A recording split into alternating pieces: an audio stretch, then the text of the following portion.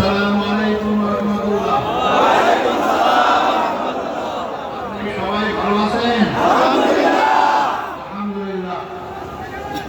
আমি প্রায় 14 বছর কারাগারে থাকার পর আজকে সকালে মুক্ত হলাম।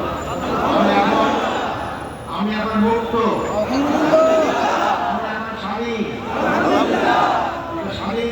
স্বাধীন নাগরিক একজন।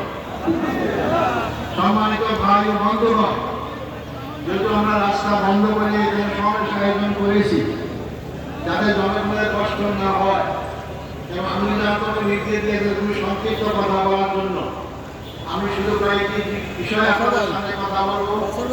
আমরা কফিদানগঞ্জ বেশি থাকি, অবশ্যই আপনাদের সাথে বারবার দেখা হবে ইনশাআল্লাহ।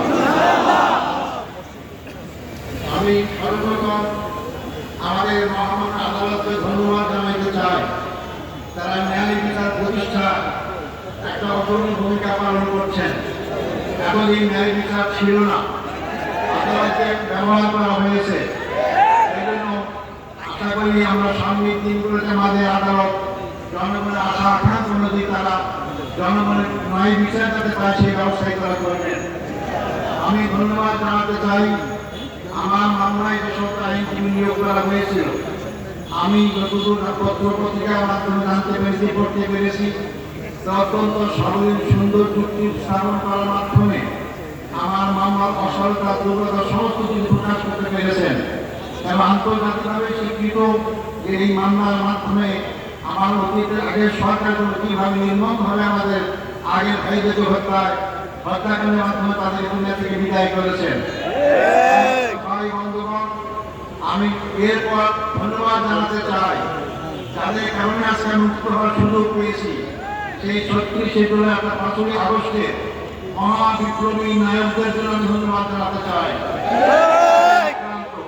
পরিশ্রম আন্দোলন তাদের মাধ্যমে স্বৈরাচার ব্রিটিশ সরকারের পতন হতে বাধ্য হয়েছিল এবং সবচেয়ে আমি ধন্যবাদ জানাবো এই ক্ষেত্রে ছাত্র সমাজকে, যারা অতীতের অহংকার গর্বকে আবার প্রতিষ্ঠা করতে পেরেছেন।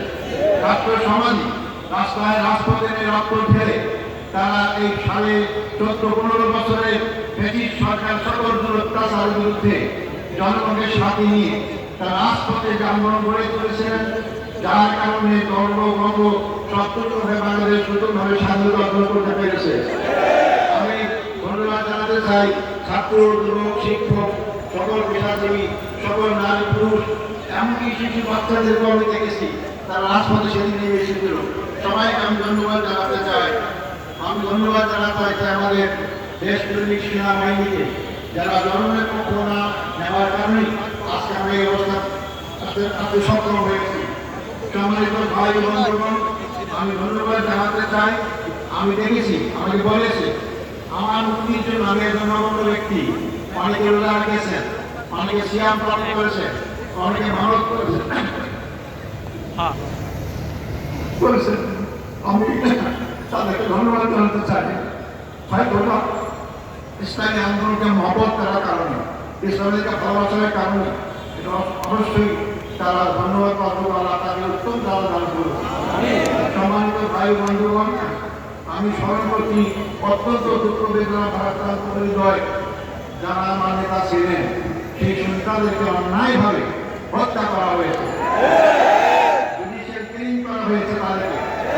আমাদের শ্রেষ্ঠ নেতা বাংলাদেশ জামাত ইসলামীর আমির শহীদ মৌলানা মতিউর রহমান নিজামী, আমাদের শ্রেষ্ঠ নেতা জনাব শহীদ আলী হাসান মোহাম্মদ মুজাহিদ, আমাদের শ্রেষ্ঠ নেতা জনাব মোহাম্মদ কামারুজ্জামান, আমাদের শ্রেষ্ঠ নেতা জনাব মোহাম্মদ আব্দুল কাদের মোল্লা, আমাদের শ্রেষ্ঠ নেতা জনাব মোহাম্মদ আব্দুল কাদের মোল্লা। এরপরে সবচেয়ে দুঃখজনক হচ্ছে যে আমাদের সমাজ সরকার পাত্র তারা দুনিয়ার পরিচিত আন্তর্জাতিক খ্যাতিসম্পন্ন আলমী ভগত মাওলানা বিলাল হোসেন সাঈদীকে